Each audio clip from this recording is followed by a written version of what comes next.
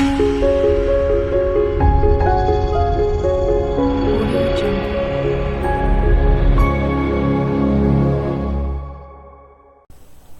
Guys, welcome to biology revolution. आज हम हमारा चैप्टर नंबर 11 जो कि एनहांसमेंट ऑफ फूड प्रोडक्शन का पार्ट है, इसका हम आगे का टॉपिक देखेंगे, जो कि बेसिकली हमारे पास है कौन सा, जो लास्ट टाइम हमने एनिमल हस्बेंड्री के ऊपर बात की थी। ठीक है, तो इस बार हमारा रहेगा बेसिकली एनिमल ब्रीडिंग के बाद जो बी पार्ट है हमारा is the dairy farm management. Okay, अब डेयरी फार्म मैनेजमेंट बेसिकली इसके अंदर क्या क्या चीज़ें हैं। डेयरी फार्म वर्ड से आपको क्या समझ में आता होगा कि कौन कौन से ऐसे डेयरी रिलेटेड प्रोडक्ट है जो काम में आते हैं। ओके, उनका हम फार्मिंग कैसे करते हैं, बेसिकली उस एनिमल को हम कल्चर कैसे कर रहे हैं, उस एनिमल को हम रियर कैसे कर रहे हैं। ठीक है, ये सारा एक बेसिक सा टर्मिनोलॉजी हमको इसके अंदर देखना है। अगर बात करते हैं डेयरी फार्म मैनेजमेंट में, तो इसके अंदर इसको हम डेयरी इंडस्ट्री के अंदर इंक्लूड करते हैं, जो अलग अलग चीज़ों के प्रोडक्शन को लेके बात की जा रही है। ठीक है, इवन उनके प्रोसेसिंग को लेके, उनके डिस्ट्रीब्यूशन को लेके, और मिल्क या मिल्क के अदर प्रोडक्ट्स। ठीक है, बिकॉज डेयरी में हम लोग क्या करने वाले, सिंपल सा मीनिंग है, जो मिल्क से बनने वाली जितने भी अदर प्रोडक्ट्स होंगे वो सबका फॉर्मेशन करेंगे। आगे बात करते हैं, इसके अंदर हमको ध्यान रखना है कि इसके अंदर सबसे ज़्यादा इंपॉर्टेंस बात क्या है कि हमको milk is a valuable food universally consume by the humans. ये बेसिक सा सबको नॉलेज है कि यूनिवर्सली पूरे वर्ल्ड वाइड जो बेसिक रिक्वायरमेंट होता है एक ह्यूमन के अंदर, वो मिल्क का होता ही है। ओके, अगर बात करें की पॉइंट्स को लेके, तो यहाँ पे आपने पहली एनिमल ब्रीडिंग के बारे में पढ़ लिया था, जिसके अंदर हम क्वालिटी ब्रीड्स को सेलेक्ट करते हैं। ठीक है, ये क्वालिटी ब्रीड्स का नाम आपको पता होना चाहिए, आपके बोर्ड्स पॉइंट ऑफ व्यू के लिए भी, इवन आपके सीईटी जैसे एंट्रेंस पॉइंट ऑफ व्यू के लिए भी। ओके, तो यहाँ पे ध्यान रखना है आपकी कौन कौन से क्वालिटी ब्रीड्स है जिनको आप ब्रीडिंग करवाएंगे, उसके बाद आपको सबसे हाईयर अमाउंट, हाईयर यील्ड में आपको मिल्क मिल सकता है। ओके, तो सबसे पहले अगर इंडियन ब्रीड की बात करें तो यहाँ पे साहिवाल, सिंधी, गिर, ये आपके कुछ एग्जांपल्स है। ये बेसिक एग्जांपल कुछ आपके बेसिकली इंडियन ब्रीड्स है जो क्या करते हैं, हाई अमाउंट ऑफ मिल्क का प्रोडक्शन करके देते हैं। वहीं पे अगर एक्सोटिक ब्रीड्स जो कि बहुत ज़्यादा फेमस या बाहर की ब्रीड्स की बात करें जो इंडियन ओरिजिन के नहीं है, जैसे कि जर्सी, ठीक है, ब्राउन स्विस हो गया, हॉलिस्टीन्स हो गए, तो ये सारे बेसिकली ऐसे ब्रीड है जो हायर अमाउंट में आपको मिल्क है तो यील्ड देने वाले हैं। लेकिन ये एक्सोटिक ब्रीड है जिनका बेसिक बॉडी स्ट्रक्चर से लेके मिल्क की न्यूट्रिशनल क्वालिटी से लेके काफ़ी सारी चीज़ों का एनहेंसमेंट रहता है। ओके, आगे अगर बफेलो ब्रीड्स की बात करें तो जैसे हमारे यहाँ पे कौन कौन से बफेलो के ब्रीड्स है, जैसे जफरबद्दी, ठीक है, महसाना हो गया, ओके, मुर्रा हो गया, नागपुरी हो गया, नीली हो गया या सूरती, ये सारे डिफरेंट टाइप्स ऑफ एग्जांपल्स है जो बेसिकली क्या बता रहे होते हैं कि कौन कौन से टाइप के इंडियन ब्रीड्स आपके पास प्रेजेंट है जो कि बफेलो के ब्रीड्स है, जो कि high quality of amount of milk वगैरह प्रोड्यूस करके दे सकते हैं। आगे अगर बात करें तो इसके अंदर हम लोग ने की पॉइंट के बारे में पढ़ लिया कि हमको क्वालिटी ब्रीड्स की जरूरत पड़ती है, जो कुछ इंडियन है, एक्सोटिक है, कुछ अलग अलग टाइप के। अब मेन बात है कि इनका फीडिंग इंपॉर्टेंट होता है। ओके, कभी भी प्रॉपर फॉडर रेशो, फॉडर मतलब होता है फीड, ठीक है, जो खाना है, खाने का रेशो जो है, इन सारे के सारे बफेलो, बुल्स, ये बेसिकली सबकी बात जो रही है, इनको एक प्रॉपर अमाउंट में देना पड़ता है ताकि ये लोग high amount of dairy farm management में अपना कंट्रीब्यूशन दे पाए।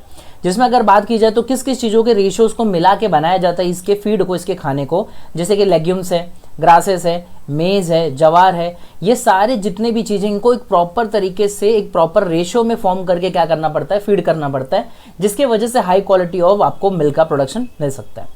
आगे बात करते हैं, कभी कभी हम सप्लीमेंट फीड देते हैं, मतलब क्या अलग से बना के ये फीड को देते हैं हम, जैसे ऑयल केक्स हो गया, ठीक है, मिनरल्स हो गए, विटामिन हो गया, सॉल्ट्स हो गया, ये सारी चीज़ों को हम लोग एक अलग तरीके से प्रोवाइड करते हैं। ये सप्लीमेंटेड फीड है जिसको हम लोग बाहर से बना के देंगे, ओके, प्रॉपर तरीके से। साइलेज, साइलेज बेसिकली ये भी कैसा high quality of feed preparation को हम लोग इसमें साइलेज बोलते हैं। ओके, साइलेज एक ऐसा बेसिकली फॉडर होता है इनका जिसके अंदर अच्छा खासा न्यूट्रिशन अमाउंट होता है, जिसकी वजह से वो बेसिकली जो भी ब्रीड है वो क्या करेगा, उसको कंज्यूम करेगा, उसके बेस पे अपने बॉडी के अंदर डिफरेंट टाइप्स ऑफ प्रोटीन और हाई क्वालिटी ऑफ मिल्क का यील्ड देगा।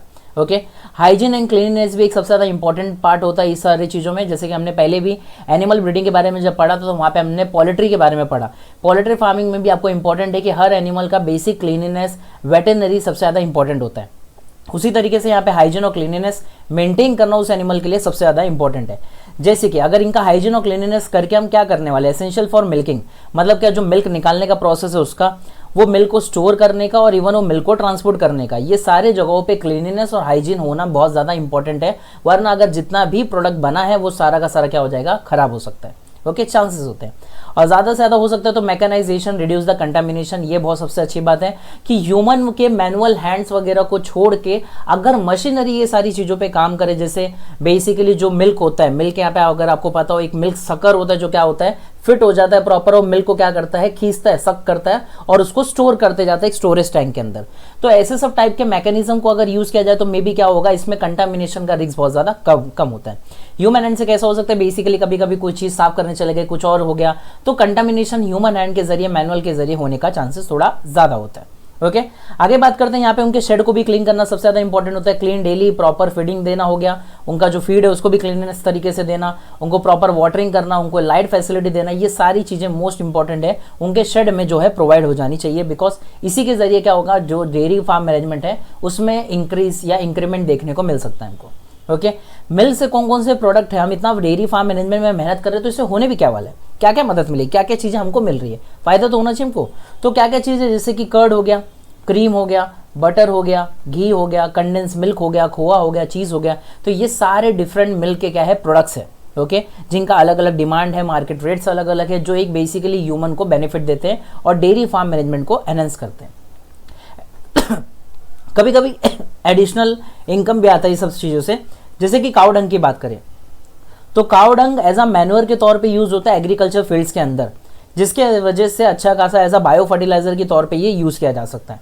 ओके फ्यूल केक्स बनते हैं, मतलब क्या कि ये जो गोबर वगैरह बनते हैं, जो भी काऊ डंग आते हैं, इससे हम लोग मीथेन वगैरह का फॉर्मेशन करते हैं, इसलिए इसको फ्यूल केक्स बोला गया है। ठीक है, जैसे यहाँ पे आपको दिया गोबर गैसेस हो गए फॉर कुकिंग एंड लाइटनिंग वगैरह के लिए, खाना वाना पकाने के लिए, कहीं आग जला के लाइटनिंग करने के लिए, तो ये सारी चीज़ों के लिए डेयरी फार्म मैनेजमेंट की चीज़ें यूज हो सकती है।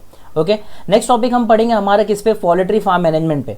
ठीक है, पोल्ट्री फार्म मैनेजमेंट मतलब क्या है, यहाँ पे जो भी बेसिकली हम लोग चिकन रिलेटेड, टर्किश होते हैं हमारे पास, गूस होते हैं, ऐसे डक्स होते हैं, या अलग अलग ऐसे फार्म मैनेजमेंट की बात हो रही है जिसके अंदर हम लोग हमारे मीट पर्पस के लिए, एग पर्पस के लिए हम लोग क्या करते हैं, ये फार्म मैनेजमेंट को एक्स्टैब्लिश करते हैं। तो आइए बात करते हैं इसका पर्पस होता है, पोल्ट्री क्या क्या इंक्लूड करता है, चिकन्स को, ओके डक्स को, टर्की, फाउल्स डोमेस्टिकेटेड किए जाते हैं ये सारे लोगों को, बेसिकली ये सारे अलग अलग टाइप के जो एनिमल्स हैं इनको बेसिकली अगर पाला जाता है तो हमको इससे एग और मीट का फायदा मिलने वाला है। ओके अलाइड प्रोफेशन मतलब और भी अलग डिफरेंट टाइप के अच्छे खासे प्रोफेशंस का जरूरत होता है ये फील्ड में, बिकॉज यहाँ पे आपको प्रोसेसिंग करनी होती है एग और मीट की, ये इंपॉर्टेंट चीज़ है। प्रोसेसिंग के बाद आपको मैं बोलूँ तो प्रोडक्शन हो गया, प्रोसेसिंग हो गया, बाद में उसका लास्टली मार्केटिंग करना इंपॉर्टेंट होता है। जो भी प्रोडक्ट आ रहे हैं, जैसे मीट आ रहा है या बेसिकली एग आ रहा है, तो हर एक का अपना अपना एग का अलग अलग क्वालिटी है। टर्की जो होता है उसका अलग होता है, डक का अलग होता है, चिकन का अलग है, फाउल का अलग है, तो सबका बेसिकली क्या है, जो एग का क्वालिटी वो अलग है, इवन मीट के क्वालिटी भी इनके अलग होते हैं। तो इसलिए इनका मार्केटिंग करना, इनके प्रोडक्ट्स का मार्केटिंग करना बहुत ज़्यादा एसेंशियल होता है और बहुत ज़्यादा डिमांडिंग होता है। ओके प्रोड्यूसिंग फीडिंग के लिए खाना प्रॉपर तरीके से इनको फीड प्रोवाइड करना वो भी इंपॉर्टेंट है।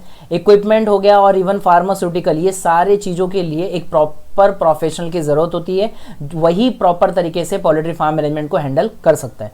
किन की चीज़ों की ज़रूरत है वो यहाँ पे आपको दिया हुआ है। आगे बात करते हैं कि की पॉइंट क्या हो सकते हैं पोल्ट्री फार्म मैनेजमेंट के, तो बेसिकली ब्रीड सिलेक्शन होना इज अ इंपॉर्टेंट बात। जैसे हमने अभी तक का सारा देखा, एनिमल ब्रीडिंग की बात करी जाए या हम अगर बेसिकली फार्म मैनेजमेंट की बात कर रहे हैं, पोल्ट्री फार्म मैनेजमेंट की, कोई भी चीज़ की, तो इसके अंदर हमारा इंपॉर्टेंट है ब्रीड का सिलेक्शन अच्छे से अच्छा होना। ठीक है, चाहे वो डेयरी फार्म मैनेजमेंट की बात हो, वहाँ पे भी हम ब्रीड को लेकर बात करें, जैसे साहिवाल, गिर, नीलगिरी, बेसिकली नील या सूरती, ये सब हमारे पास अलग ब्रीड थे, वैसे पोल्ट्री फार्म में भी अलग अलग अच्छे से अच्छे ब्रीड की जरूरत होती है।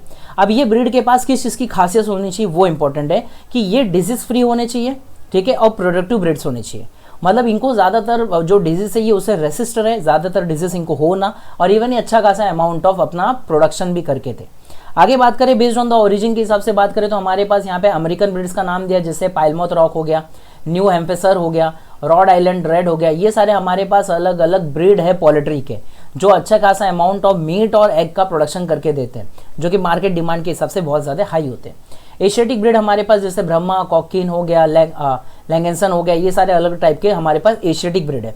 मेडिटेरियन ब्रीड भी जैसे लेगहॉर्न हो गया हमारे पास, मिनोरका हो गया, ये सारे अलग अलग हमारे पास मेडिटेरियन ब्रीड्स हैं। तो ये अलग अलग ब्रीड्स है जो कि क्या हो रही है, यूज़ हो रहे हाई क्वालिटी ब्रीड्स हैं, जिनके वजह से अच्छा खासा अमाउंट ऑफ हमको इनकम मिल सकता है। ओके इंग्लिश ब्रीड में हमारे पास एस्ट्रोलॉप है, इंडियन ब्रीड में हमारे पास चितंगन है, एशील है, ब्रह्मा है, कदकनाथ है, तो ये सारे हमारे पास डिफरेंट टाइप्स ऑफ ब्रीड है जिनके अच्छे खासे मार्केट डिमांड है। तो आपको ध्यान रखिएगा, आपके बेसिकली सीईटी पर्पज़ के लिए इतना पार्ट आपको अच्छे से ध्यान रखना है।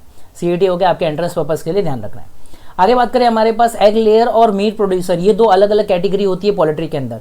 एग लेयर के लिए सबसे अगर बेस्ट माना जाए तो लेग ऑन होता है, जो सबसे अच्छे अमाउंट ऑफ एग्स को प्रोड्यूस कर सकता है। और मीट प्रोड्यूसर के लिए बात करें, जो ब्रॉयलर जो खाने के लिए यूज होते हैं, जैसे कि पाइलमाउथ रॉक हो गया, रॉड आइलैंड रेड हो गया, अशील हो गया, ब्रह्मा हो गया, कदकनाथ हो गया, तो ये सारे बेसिकली खाने मीट पर्पस के लिए बहुत ज़्यादा डिमांडिंग होते हैं। ओके अगर इसमें बात करें तो मैनेजमेंट कैसे करना है हमको, लेयर्स का और ब्रॉयलर्स का। लेयर्स मतलब जो अंडे देने वाले, क्योंकि ये बेसिकली बात की जाए तो परचेज हाई यील्डिंग चिकन्स, ऐसे चिकन्स को ज़्यादातर हमको खरीदना है जो अच्छा खासा बड़े अमाउंट ऑफ एग और ज़्यादा अमाउंट ऑफ एग दे सके। तो इनके बिटवीन में हम लोग ब्रीडिंग करवा के हम लोग ऐसे बहुत सारे एग प्रोड्यूस ऐसे बहुत सारे चिकन प्रोड्यूस कर सकते हैं जो हाई क्वालिटी ऑफ ब्रीड से या हाई क्वालिटी ऑफ एग्स वगैरह दे। वेल वेंटिलेटेड फार्म्स वगैरह ज़रूरी है, प्रॉपर ऑक्सीजनेशन की ज़रूरत होती है, प्रॉपर फीड होना भी ज़रूरी है। जो भी चिकन वगैरह हम या पोल्ट्री फार्म मैनेजमेंट कर रहे हैं तो उनका खाना पीना देना ज़रूरी है। डी बीकिंग करना is the most important. Debeaking क्या होता है, जो भी चिकन वगैरह हम पाल रहे हैं उनका जो बीक होता है, चोच होती है, उसको हमको निकालना पड़ता है। बिकॉज डी बीकिंग इसलिए ज़रूरी है क्योंकि ये जो बीक अगर होगा ना तो ये आपस में कभी कभी फाइट करना चालू कर देते हैं, तो डी बीकिंग करना ज़रूरी हो जाता है। आगे बात करें तो लाइटनिंग करना हो गया, ये भी एक इंपॉर्टेंट बात है। सैनिटेशन करना ये भी सबसे ज़्यादा इंपॉर्टेंट है कि उनको लाइटिंग की ज़रूरत होती है, प्रॉपर हाइजीन की ज़रूरत होती है, क्यूलिंग करना एंड वैक्सीनेशन करना। ओके वैक्सीन देना सबसे ज़्यादा इंपॉर्टेंट होता है क्योंकि फिशेस में बेसिकली चिकन्स वगैरह में अलग अलग टाइप के डिजीज कॉज होने के चांसेस होते हैं। क्यूलिंग मतलब होता है कभी कभी कुछ उसके अंदर जो चिकन होते हैं या बेसिकली पोल्ट्री फार्म मैनेजमेंट में कुछ ऐसे पॉपुलेशन होते हैं जिनके अंदर कुछ चिकन बहुत ज़्यादा डोमिनेटेड हो जाते हैं और कुछ कुछ चिकन्स को मार देते हैं करके। उन जो डोमिनेटेड है उनको हमको क्या करना पड़ता है, उनकी किलिंग करनी पड़ती है, जिसको क्यूलिंग करके लिखा है यहाँ पे, मतलब उनको मार के हटाना पड़ता है उस पॉपुलेशन में से, वरना वो पॉपुलेशन का साइज को रिड्यूस कर देंगे। ओके तो क्यूलिंग करना is the most important. Management of broilers की बात करें तो ब्रॉयलर्स मतलब मीट पर्पस के लिए तो यहाँ पे आपको ब्रीड का सिलेक्शन अच्छा होना चाहिए, उनको प्रॉपर हाउसिंग देनी पड़ती है, एक वेल स्पेस एरिया देना पड़ता है अच्छा खासा, टेम्परेचर कंट्रोल देना पड़ता है, वेंटिलेशन है, लाइटिंग है, यहाँ पे भी एडवोकेट फ्लोर का स्पेस देना जरूरी है और ब्रॉयलर का फीड देना इंपॉर्टेंट है। तभी अगर जब उसको फीड वगैरह स्पेस वगैरह सब अच्छे से मिलेगा तो वो अच्छे से ग्रो कर पाएगा। ओके अब यहाँ पे आपको ध्यान रखना है आपके बेसिकली बोर्ड एग्जाम के मोस्ट इंपॉर्टेंट पर्पस के लिए कि पोल्ट्री डिजीज कौन कौन से इसके अंदर है, कौन से वायरल है, बैक्टीरियल है, फंगल है, उसके अंदर क्या नाम है।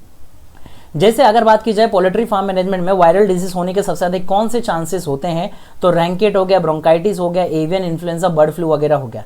तो ये बेसिकली पोल्ट्री में जो चिकन वगैरह, टर्की, ये सब की बात जो कर रहे थे हम, उनको ये डिजीज होने का चांसेस होता है। वायरल डिजीज के नाम दे दिया आपको, रैंकेट, ब्रोंकाइटिस, एवियन इन्फ्लुएंजा वायरस, ठीक है, या बर्ड फ्लू उसको बोला जा रहा है। आगे बात करते हैं बैक्टीरियल से होने वाले कौन कौन से डिजीज है, आपको ध्यान रखना है। नोन एज अ पेलेरिवम, cholera, typhoid, TB, CRD known as chronic respiratory disease, enteritis, ये सारे बैक्टीरियल डिजीज है जो बेसिकली पोल्ट्री फार्म मैनेजमेंट में देखे जाते हैं।